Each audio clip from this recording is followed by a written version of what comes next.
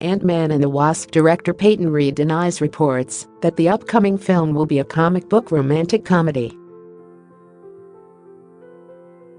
Marvel Studios has been testing the waters with various types of movies over the years so that their cinematic universe doesn't feel too repetitive. For instance, Anthony and Joe Russos Captain America, The Winter Soldier was billed as being a political thriller, whereas Jon Watts Spider-Man, Homecoming was aiming for a John Hughes-esque coming-of-age theme, and both films ended up working out. Ant-Man, on the other hand, was more than just a comedy movie, it was a heist film that managed to surprise audiences with its unique action scenes, thanks to the shrinking capabilities of the film's main hero and villain. While it's believed that Ant-Man and the Wasp, starring Paul Rudd as Scott Lang Ant-Man and Evangeline Lilly as Hope van Dyne the Wasp, would be similar to the first film, it was previously reported that Ant-Man 2 would actually be a romantic comedy, or at least something along the lines of a rom-com. Presumably, the rom-com story would then focus on Scott and Hope's relationship. They certainly seem to like each other at the end of Ant-Man, after all, but a rom-com doesn't appear to be in the cards for the sequel.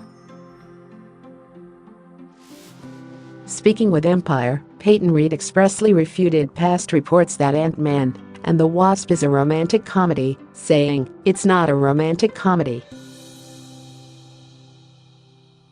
The idea might enter Hope's brain, does she need Scott Lang in her life? So, the movie may skirt the edges of having romantic elements, but it certainly won't be the focus, or a focus." Moreover, Reed explains why it was important this film wasn't officially titled Ant-Man 2. "It was important to me, in this movie called Ant-Man and the Wasp, that she's not a supporting character. She's a lead character. She's become a fully formed hero."